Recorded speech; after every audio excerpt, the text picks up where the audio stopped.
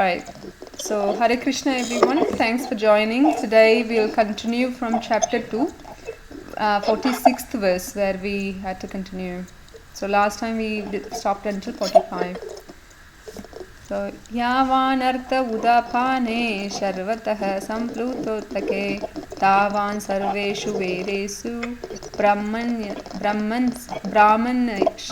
vijnanatah. So everyone, if you can put yourself on mute for some time, and when I ask you to read, please unmute and then say, I'm just hearing some echo. Translation: all purposes served by a small well can at once be served by a great reservoir of water. Similarly, all the purposes of the Vedas can be served to one who knows the purpose behind them. Okay. Can somebody read the first paragraph, please? I'll just bring my notes.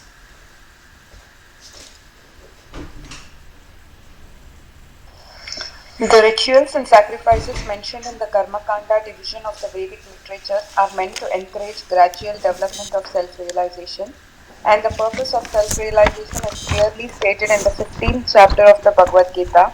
The purpose of studying the Vedas is to know Lord Krishna, the primeval cause of everything. So self-realization means understanding Krishna and one's eternal relationship with him.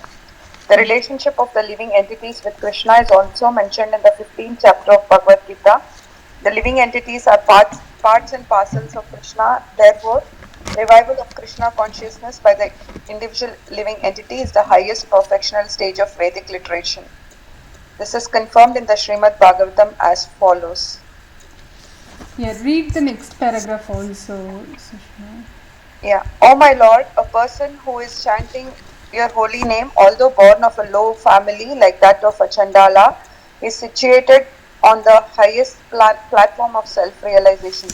Such a person must have performed all kinds of penances and sacrifices according to Vedic rituals and studied the Vedic literatures many times after taking his bath in all the holy places of pilgrimage.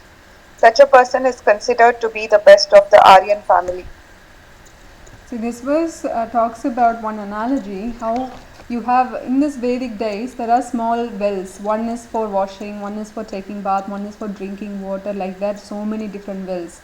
So even when I was young, very small, I remember one well where we go and take water from the well. That is only useful for, that can only be used for washing dishes or clothes, nothing else. All right. And there are some wells which is pure water where you can drink also. Even my days, like when I was small, we had those wells, but these days there are no wells at all. You don't even see wells. And the same well I'm talking about, I was speaking to that person, the owner of that house and the well, and I asked, do you still have the well? We all played many years ago. Do you still have it? I want to come see and play it again. And it's a good exercise if you pull water from the well. He said, no, we closed it. So it's unfortunate we are not using those natural resources of water, etc. anymore. But still some people do have wells. But the point I'm trying to make is the well, there are so many different wells for serving the different purposes. But there is a reservoir of water where the entire water can be used for all purposes. Okay, so that is Krishna.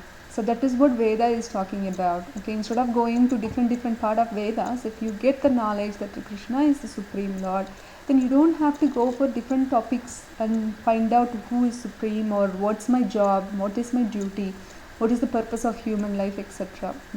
And it is also given in Bhagavatam that whether we are a dog eater or animal killer or whatever the qualifications we have, whatever designations we hold, we can still chant Hare Krishna Maha Mantra, and then we can attain the highest platform of science of self-realization. Okay, that is the quality of this chanting of Maha Mantra or the holy name of the Lord. When we do that, when we invoke that prayer through this chanting process, automatically we will, the knowledge, all the knowledge we need to know will be revealed to us. Okay, whatever you need to know, you will know eventually. And also it is said in the first paragraphs itself that what is the relationship between us and the God, Supreme Self, Supreme God, which is we are eternal part and parcel of Krishna. If there is a fire and this fire spark coming out of the fire, and the spark can only stay for little time and then it will eventually vanishes, disappears, correct? Because it will be good and lively if that little spark stays within the heart of the fire rather than coming out of the fire, because we are all like fire sparks and eternal part and parcel of Krishna. We jumped out of this Krishna's association, and therefore we are struggling and we are not able to live spiritually. We are not able to live spiritually. We are living materially, definitely. We want everything to be make our body happy, but what about the soul? We are not making the soul happy, rather we are too busy in arranging bodily comforts and everything. And what is the practical application? What can we do in Kali Yuga? What should we do? So Lord Chaitanya Mahaprabhu recommends that chanting, nothing more, nothing less. So just chant.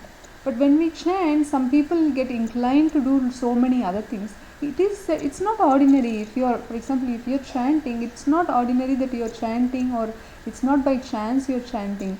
It is said you must have done so many penances, austerities for many lifetimes.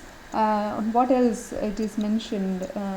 Sacrifices, Vedic studies, taking bath in the holy rivers, and not one time, once or twice, but many times we have done that. That is why we have come to the place where we can chant the holy name of the Lord.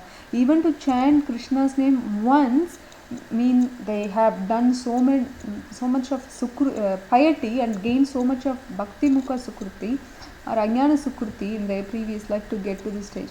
But we shouldn't forget, though, it is mainly due to the mercy of the Lord and His devotees who come into your life, give that mercy to you and awaken your consciousness by waking you up. Hello, come on, wake up.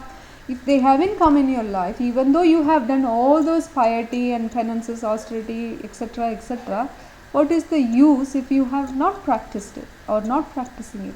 Say if I went to college or university and I've studied so much, I've got my PhD also, all I am doing is washing dishes, that's all, then what is the point me doing all those extra work, right? But in these Kali Yuga degrees like that only, you can do only PhD and you still wash dishes only. Not you, but generally speaking, not every educated person is employed in their own field. The point is general. We should take it generally, not literally. Okay, that's what I'm trying to give that analogy. Alright, so we'll go to the next verse. Can someone read this, please?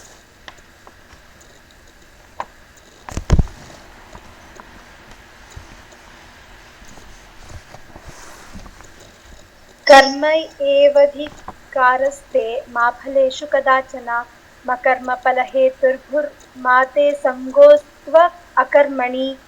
You have a right to perform your prescribed duty, but you are not entitled to the fruits of action. Never consider yourself the cause of the results of your activities and never be attached to not doing your duty. So here Krishna is talking about Nishkama Karma Yoga. So when you do karma, that is activity, and you do not want the result, but you are merely doing it as for the duty's sake, okay? As a prescribed duty, this is what you are supposed to do, you are doing it.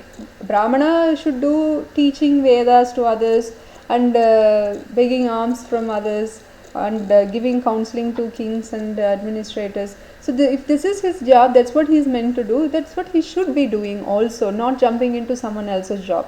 What happens, one of the verses Krishna will say, if you do someone else's job perfectly and your own job worse, if you do your job, if you don't want to do your job but you want to do someone else's job perfectly, that's no use, because you need to stay within your varnashram. Okay, that way in future you won't give up on the job, because if I am not a Brahmana but I pretend to be one and I wanted to do Brahmanical qualities and activities, and one day or other my Sudra quality will pop up and I will be come back to Sudra nature only, correct? Because I'm just trying to cover myself with some other designation which I am not. Similarly, Krishna is recommending, because why Krishna is saying is Arjuna wanted to go and live by begging, right? And live in the forest, like he is talking like a Brahmana or a yogi or a sannyasi, but his job is a Kshatriya, he should fight. That's Krishna wanted Arjuna to fight. For that, Krishna is giving so much of knowledge so that he can make the right informed decision. So Niskama karma is what you do karma, but you are not interested in karma phala, but rather doing it as a duty and as per the varnashram dharma.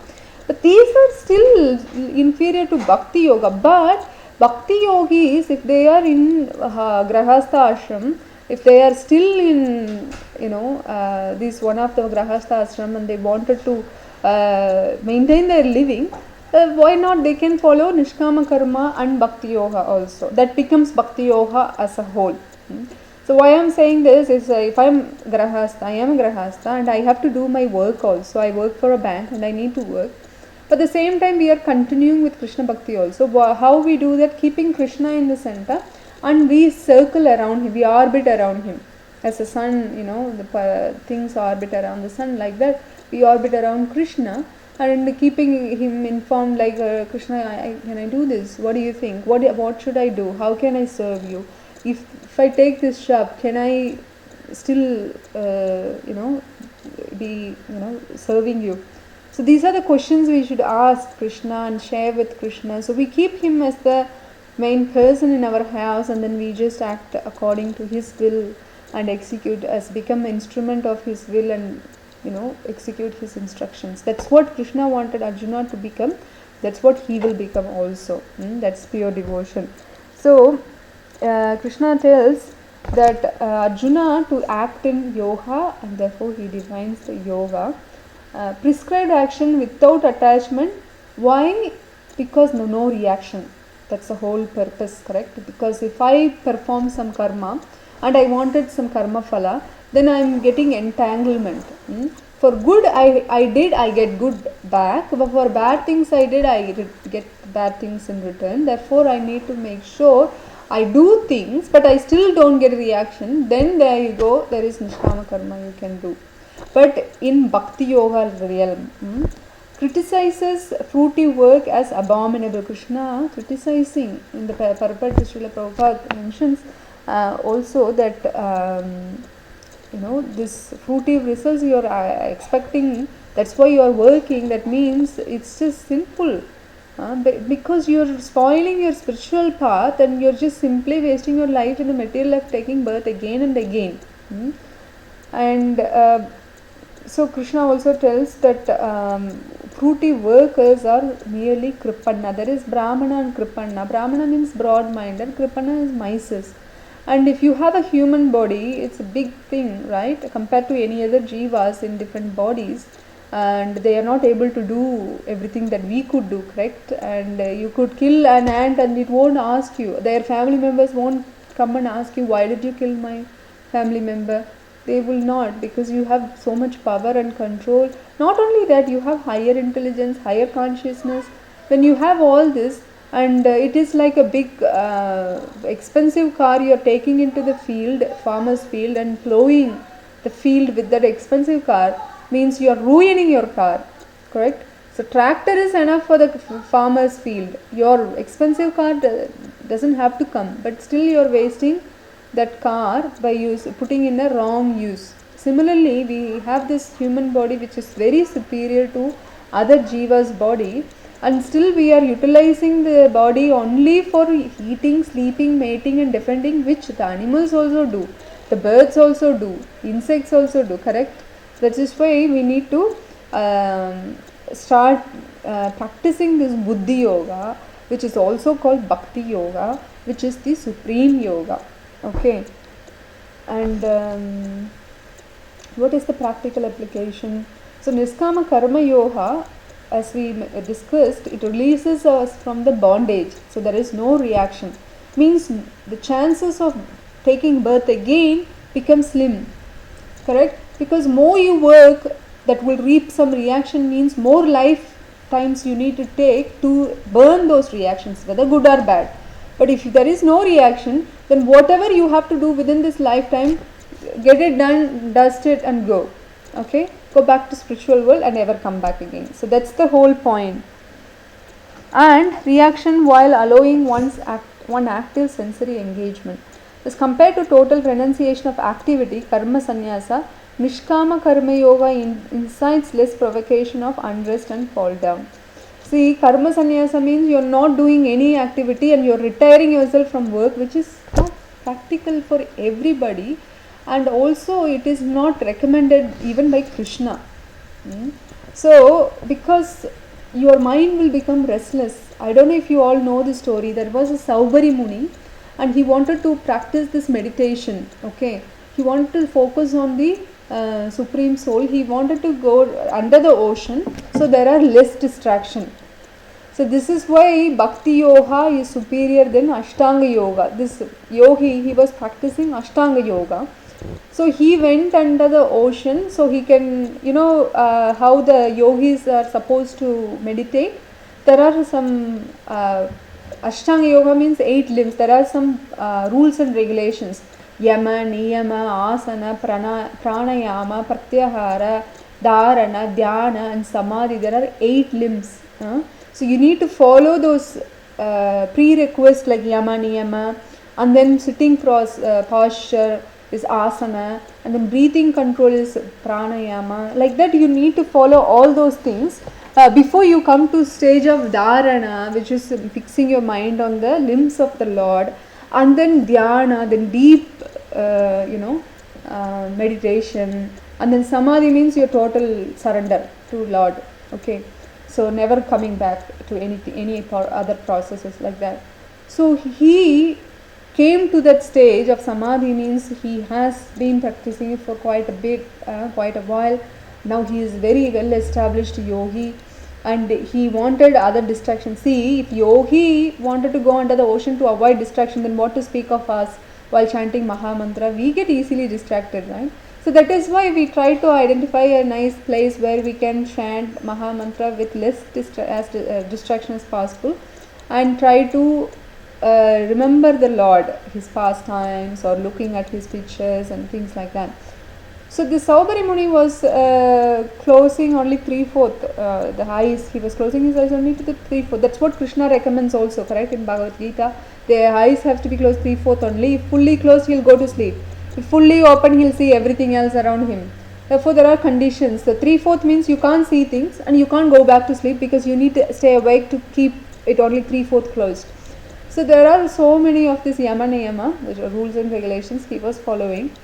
But one time he saw 2 fishes mating and he became attracted to that condition, and he also wanted to get married, and then he came out and asked the king to get married, and there are some things will happen after that. But the point is, he fell down from his yogic process. That is why we need to follow Bhakti Yoga, where you will never fall down. Even if you do fall down, that is only like you fall down and get up and run again, like that. It's not that you fall down permanently, it's only temporary, because you have fully taken surrender of the Lord.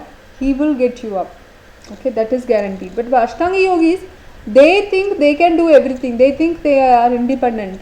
But we always surrender to Krishna, means we agree and we are convinced that Krishna is the Supreme. I have surrendered to him.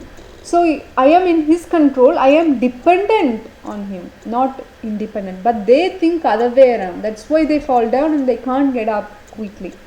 Sometimes they never get up also. Alright, we'll go to the next verse. Okay. Can somebody read this? We'll take turns. Sangeeta, if you can read, please go ahead.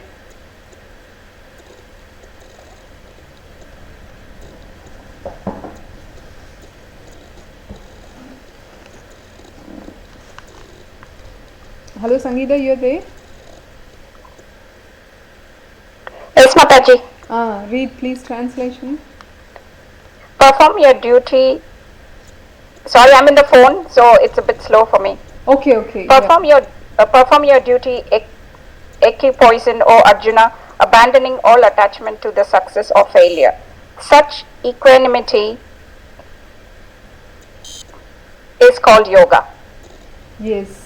So this 48th verse is talking about what is real yoga. So equipoise, the stage of yogastaha or dhira are the same meaning, means you are treating everything equally, whether it's happiness or distress, you are seeing things equally, which is very difficult for us, especially in Kali Yuga, because most of the time we face suffering only, right? And mostly suffering from others, because they are mostly in mode of ignorance. Even though we try to go into the mode of goodness, people we engage with, if they are in mode of ignorance, they will spoil our mood also, and the mode also. Our active mode, say I am in mode of goodness, because I am now chanting and thinking about the Lord and things like that, which is actually supposed to be pure goodness. But until we go to the pure goodness stage permanently, we go to pure goodness stage like a second or something like that, and then come down, because we are not pure yet. Our heart is not pure yet. Therefore, our mode to be elevated to mode of pure goodness also rare and temporary. Unless we work hard and endeavor and desire and pray to Krishna, then we will definitely reach there. It's not that we can't reach, we will reach. That is our goal. We want to reach, but slowly only. We don't expect everything to happen fatafat. And here in this verse, following of Krishna's dictations, which is real yoga, giving up one's own sense proprietorship. So we think we are the controller of everything. I am the owner of the house, I am the boss of my company, I am the owner of my car. So this kind of proprietorship to be given up. And Krishna, that is Isha Upanishad, the verses are very nice.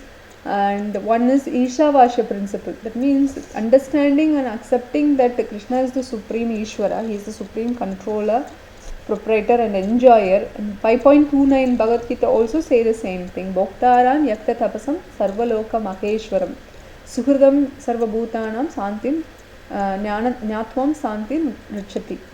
So you get peace and happiness only if you understand Krishna is the sole proprietor, enjoyer and the well-wisher, the best friend of all of us. Then we know even if something bad happens, we can become dhira, equipoised.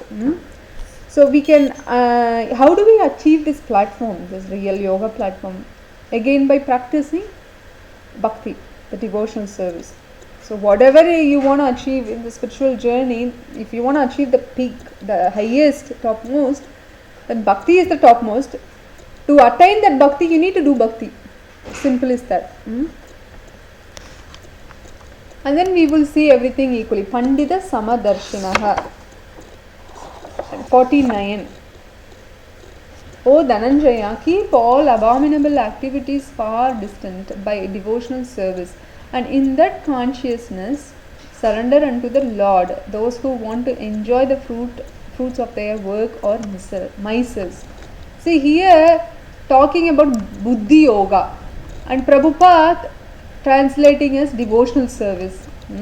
Because it is devotional service. What happens if you do use your buddhi to achieve highest perfection? The highest perfection is Bhakti Yoga, which Krishna himself declares in Bhagavad Gita. So then Buddhi Yoga should be what? The yoga that you perform using your highest intelligence is Buddhi Yoga. What is that yoga you perform using Buddhi is Bhakti Yoga. Bhakti, that is Bhakti Yoga also. Correct? And see, not every individual you tell to about Krishna or chanting Hare Krishna or the goodness of this benefits of practicing this spiritual journey, path, devotional service, etc. To tell the individual, not everyone will take it and follow it. Even if they take it, they don't follow it. Even if they follow it, they don't continue to practice it on a regular basis. Correct? Only special souls. In 7th chapter, we will study that Manishyanam Sahasreshu. Out of 1,000, one will come to the perfection, want to know something, and then out of that 1,000, 1 in 1,000, then they wanted to attain perfection, and that in that subset, another one out of that subset will come for bhakti. So it's very rare, Arjuna, Krishna will say. then what to speak of us experiencing that? Even Krishna himself knows that only out of that many one will come for bhakti. That means if you tell to others, it's not surprising if they don't take it, because that's natural. And especially in Kali Yuga, Krishna spoke this Bhagavad Gita in Dwapara Yuga. We are in Kali Yuga. Dwapara Yuga people were so much in mode of goodness, mostly in mode of goodness. Then you can imagine Kali Yuga mostly people are in mode of ignorance. Then you can calculate, you can do the math, how it works. Alright, so where are we? Then we already talked about Kripanna, right? So here again the word Kripanna is coming, the mices. Again, the mices means, in one of the purports Srila Prabhupada would mention, I believe, a man who is very rich, but he doesn't want to spend any money even to his own family members, wife or children, or even for himself. He will only keep the money. He will not enjoy, not let others to enjoy also.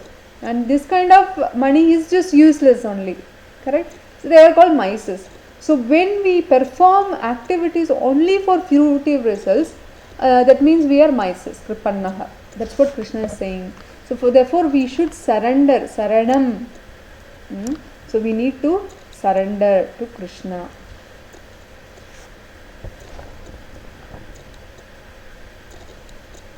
Alright, we'll go to the next verse.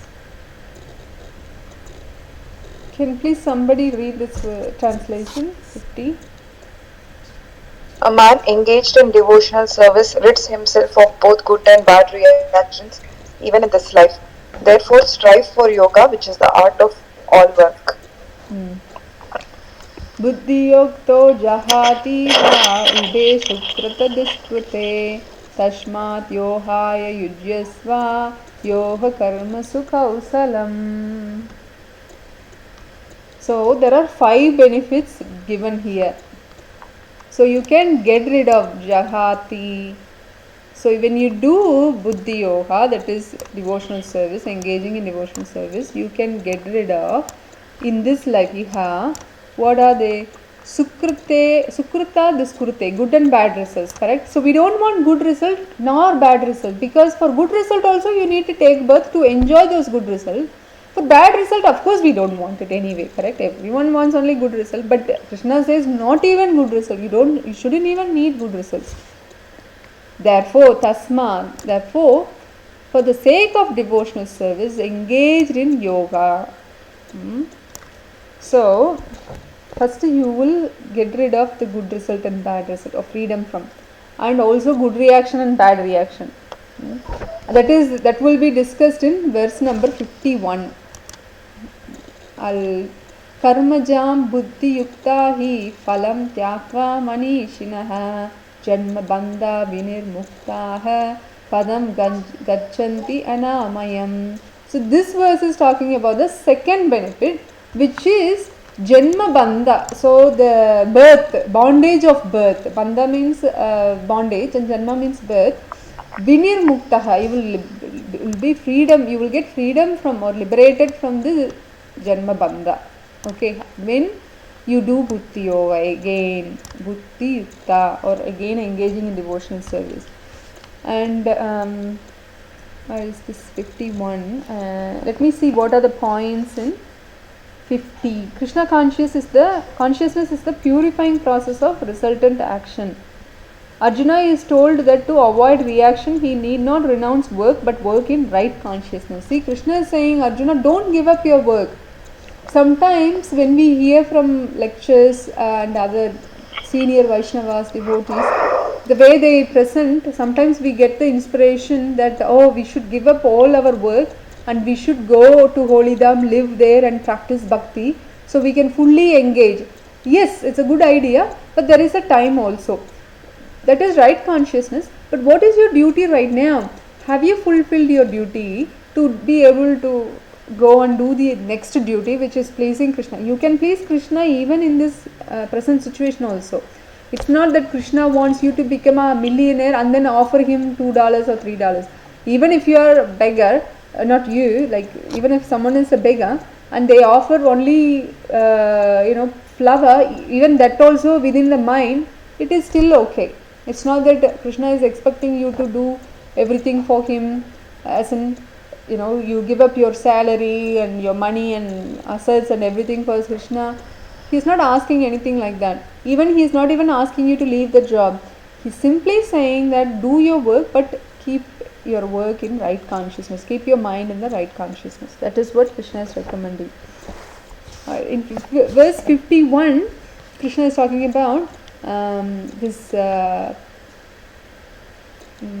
Is it 51? Yeah. So Vaikuntha Loka, he is talking about Vaikuntha Loka here in the purport. That is refers to state of no miseries. Kunta means miseries and Vai means no. So Vaikuntha means a place of no miseries. Okay. So that is where we all belong, right? Or Krishna Loka, of course. But unfortunately, due to our enviousness towards Krishna and the desire to enjoy ourselves as a master, and we wanted to lord it over the material nature, Krishna said, alright, I'll create this temporary material world where you can do whatever you want to do as per your karma phala, and then you will do karma, more karma, and if you are fortunate, you will come back to me again. But of course, Krishna sends all the representatives, and sometimes Krishna himself comes to convince these fallen souls, including us, so we can go back to Krishna Loka or Vaikuntha Loka. So, Srimad Bhagavatam verse is given in this purport by Prabhupada, that shelter of the boat of lotus feet of the Lord makes the ocean of the material world as small as calf's hoof print. See the analogy given in this Srimad Bhagavatam verse, that there is a big ocean, but if you take a shelter of Krishna's lotus feet, what happens? Even that big ocean will become, consider Krishna's lotus feet is the boat, and if the big ocean will become like a hoof print, calf's hoof print, like little step only, you can easily cross over like that. So you will get that much mighty, almighty, because of almighty you get that power, and you will be able to cross over this material nature. How do great sages get free from this material bondage? By devotional service. But sages, of course, they need to focus on Supreme Lord and get attracted to the Supreme Lord at Dharana stage, and then they go to Dhyana stage. If they are in Dharana stage, remember told Ashtanga Yoga, 8 limbs, Ashana, Yama, Niyama, Ashana, etc. When they come to Dharana stage, if they still have material desire, even if it is the slightest material desire, they will have to go and meditate on the Supreme Lord's Virat Rupa, not the Super Soul. Only when they have no desires, no material desires, then they can meditate on the Super Soul. So there is like a flow chart, whether you go this way or that way, depends on what is your consciousness right now. Up to Dharana stage, I still have material desires, maybe I want to enjoy little bit, then okay, go this way. I don't have desire, alright, you go this way, like that. So if they go to the Super Soul way, which is they will get more purification, right? And then eventually when they get attracted to that form of the Lord, the Supreme Lord, even Dhruva Maharaj was focusing on that Supreme Soul only, and he got attracted and he became Bhakti Yoga. And he had material desire, that's why he started Ashtanga Yoga only. All he wanted, Dhruva Maharaj, all he wanted is the kingdom and the power or the position which is even greater than his grandfather, that is Lord Brahma. Then you can imagine Lord Brahma is the first living entity and he is very powerful. But he wanted the power more powerful than Lord Brahma. For that only he was practicing this Ashtanga Yoga. But because he was focusing on the limbs of the Lord as described by Narada Muni, see, two things happen. One, because of association of the devotee, pure devotee like Narada Muni, and following his instruction, Narada Muni's instruction, he was meditating on the limbs of the Lord as described in Shastras also. He became purified and he got darshan of the Lord. And when darshan of the Lord happened, the Lord touched his head with the conch shell and gave the Vedic knowledge fully. How Krishna revealed the full Vedic knowledge to Brahma through heart. Like that, through conch shell, Krishna revealed the knowledge to Dhruva. Even though he was 5 years old, he started to pray so nicely, offering prayers to Krishna so nicely, talking about how Krishna's position and his other features and his real positions and material position and everything he was talking, he was offering prayers. That happens only because he was attracted to the Lord and he followed Guru's instruction, and the Guru was a pure devotee. If these boxes are ticked, the chances of becoming a pure Vaishnava is very strong. But because Saubhari Muni, how he was also meditating on the Lord, limbs of the Lord, but he was under the ocean, no association. So that is why we all must have devotees association regularly, you, me and everybody. If we don't, that is the practical application. If we don't have that material, the spiritual association with devotees, then sometimes we might have different thoughts or opinions on something in our spiritual path. And because our mind always contemplates on things and come to one decision which is more favorable to ourselves, we just go on that path. But if we have a devotee association and if we have a devotee mentor, then we reveal our heart and they will advise, guide us because of their own experience or hearing or personal experience. Then we might try this, what they told, then that works even better so that we can go closer to Krishna. That is why association is very important. Alright, verse number 52. When your intelligence has passed out of the dense forest of delusion, you shall become indifferent to all that has been heard and all that is to be heard. So we have intelligence, but because of the illusion, we are not able to discriminate what is good and bad.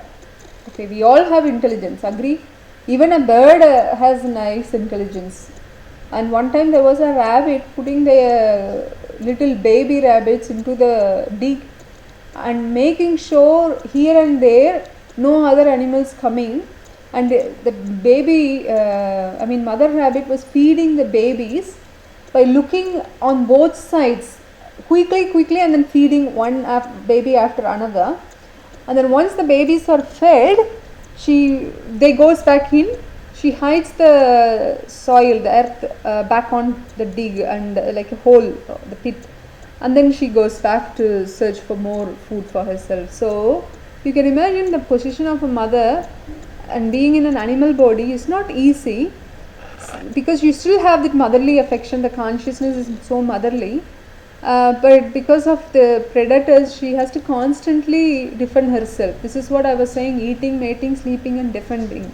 So the animals have to constantly defend themselves from these predators, and therefore their life is so restless and not peaceful. Okay, but because we are in this body, we need to get out of this dense forest of illusion or delusion. That's what Krishna is saying. Then we will be able to discriminate good and bad, but see them equally. Yes, this is good, I know. This is bad, yes, I know. But it doesn't bother me. It doesn't agitate my mind because I know this is temporary. My purpose, the purpose of my life is to connect with Krishna, and these problems like Sita, Ushna, Sukha, Dukkada, summer and winter, happiness and distress come and go. So I need to remain as who I am.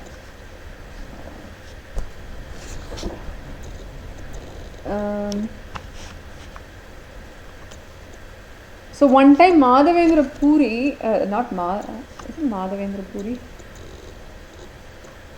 Yes, Sri Madhavendra Puri, he is a great Vaishnava Acharya. He was writing this verse, and in that verse he is saying that, someone read this, this is a very nice verse. Can somebody read this please?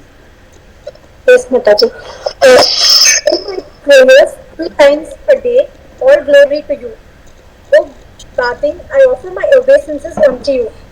O demigods, O forefathers, please excuse me for my inability to offer you my respect. Now, wherever I sit, I can remember the great descendant of the Yadu deity, Krishna, the enemy of Kamsa, and thereby I can free myself from all sinful bondage. I think this is sufficient for me. So he is saying that whatever you do, so he is talking about Gayatri Mantra. So Gayatri Mantra should be chanted only by Brahmanas, initiated Brahmanas, and thrice a day, and take bath in the holy river, and offer obeisances to all Devas, Devi Devas, and the Pitrus, and etc. And but Madhavendra Puri is saying that, please excuse me, all of you, my Gayatri Mantra, Ishtadeva, all of you, please forgive me, because I have respects for you, okay, but I can't just offer you like worship, because I gave my heart to this Yadava, Krishna, enemy of Kamsa, thereby I can free myself from all sinful bondage. So that is enough for me. All I need to do is surrender to the Lord Krishna, then everything will be okay. I don't have to separately please them. This we already discussed this also in previous verses, that you don't have to separately water the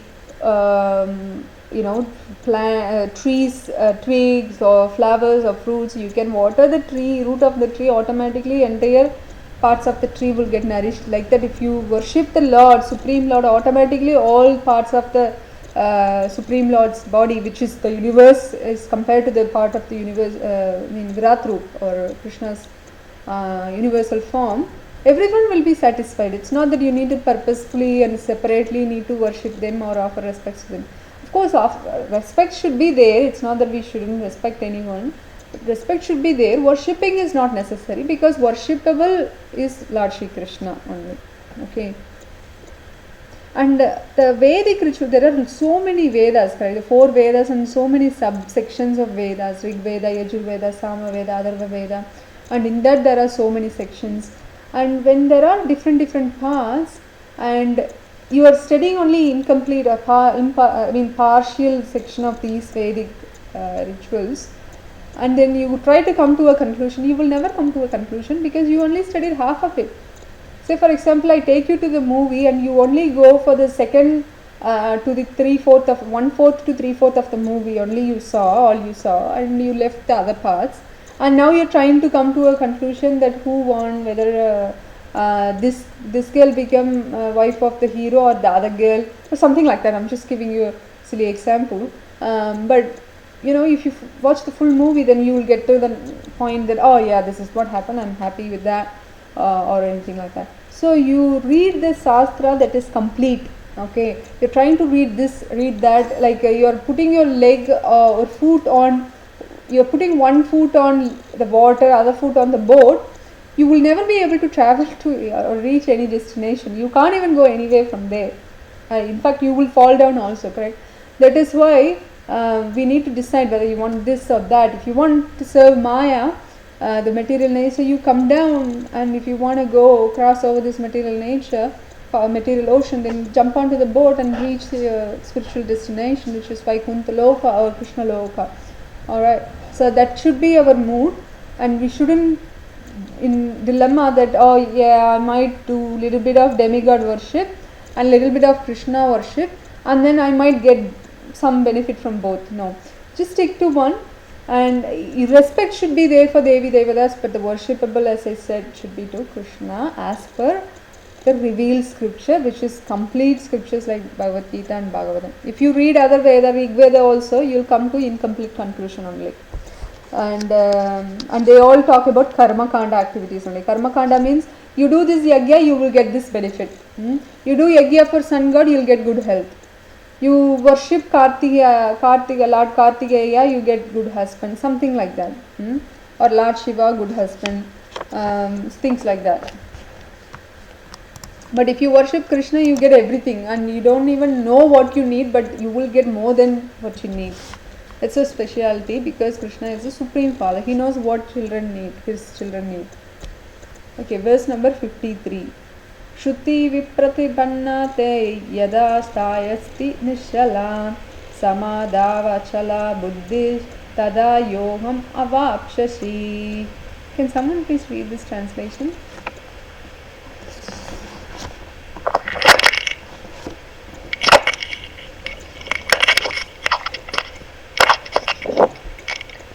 When your mind is no longer disturbed by the flowery language of the Vedas, and when it remains fixed self-realization, then you will have attained the divine consciousness.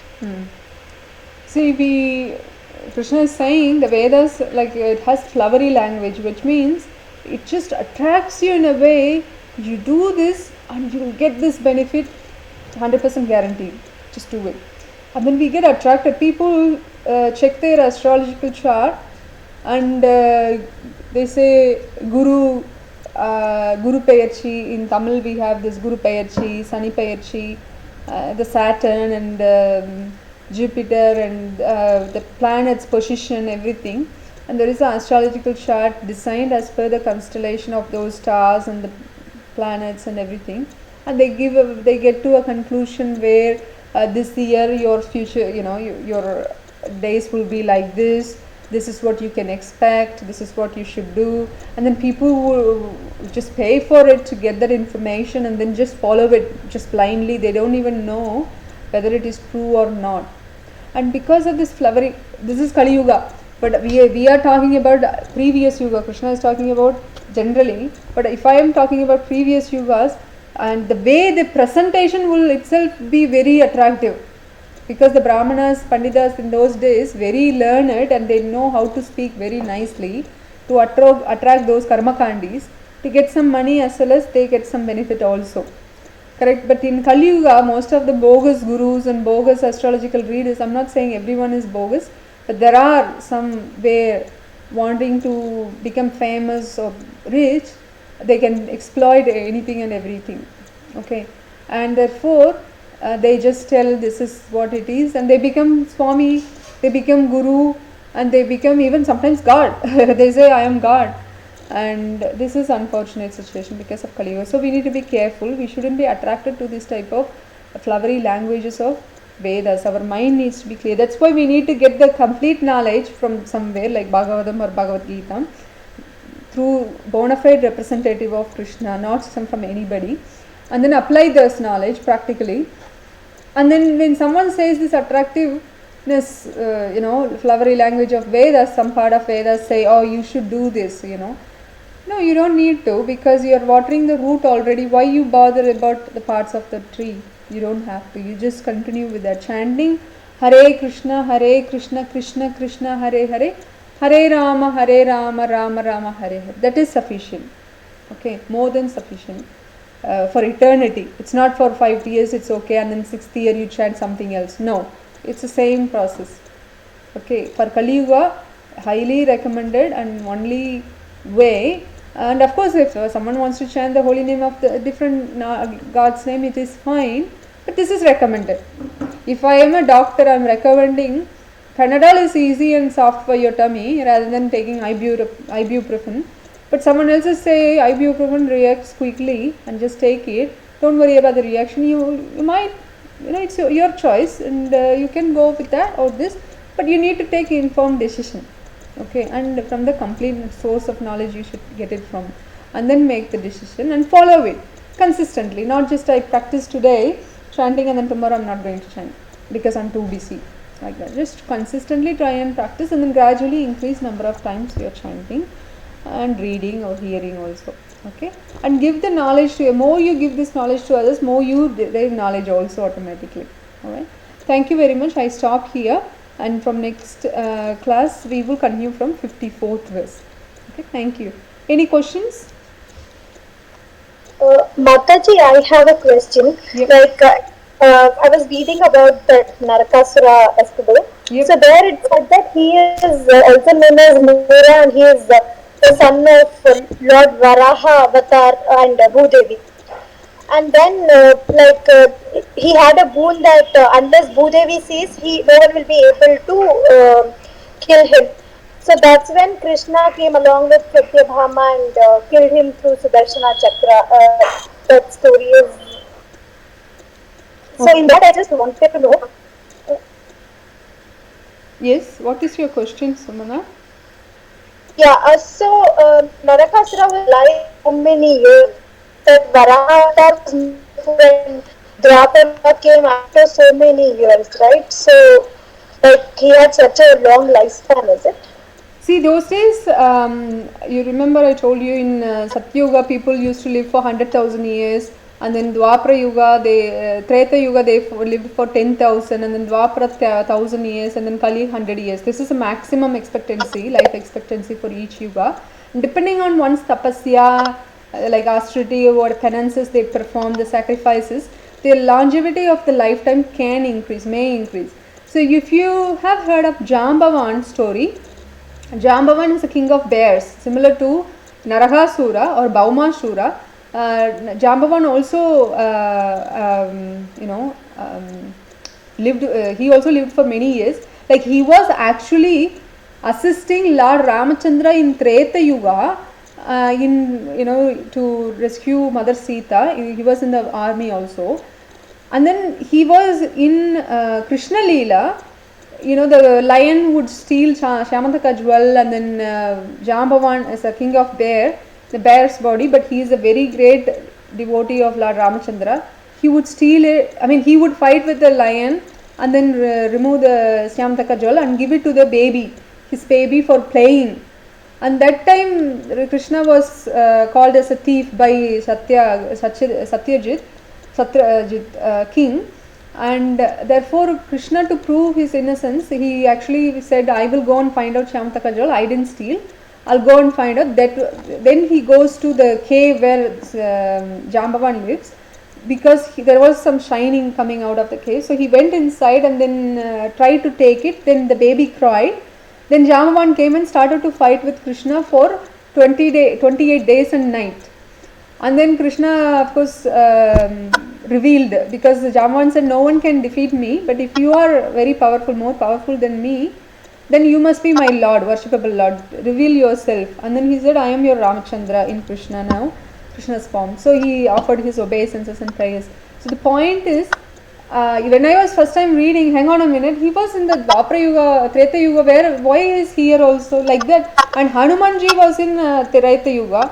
And you remember we discussed past time of Bhima in the hill going to Badrika Ashram. That time he tried to remove the tail, yes. So then he couldn't do that, and then Hanumanji revealed himself, his true identity. Like that we see lot of pious and devotees of the Lord continue to, like what is this name, Putti Krishna, Markandeya. So Markandeya also, he wanted to live longer, so he received boon, and then so many pralayas come and he would be still living. You know how he was suffering through pralayas, he would swim through, or sometimes he would be washed through the floods of inundation, and then he would go and grab some tree. Can you imagine, does anyone want to live like that? Like if no one is there with you, and the inundation came, everything has become dark and cloudy and full of water coming over, and you're just floating. Who wants to live like that? He wants to live like that, and Krishna offers, he bestows the boon if that's what you want. Like that, if someone's have that piety, the penance and everything, and they wanted to live longer, and regardless of the age of yuga, whichever you are in, they continue to live. It's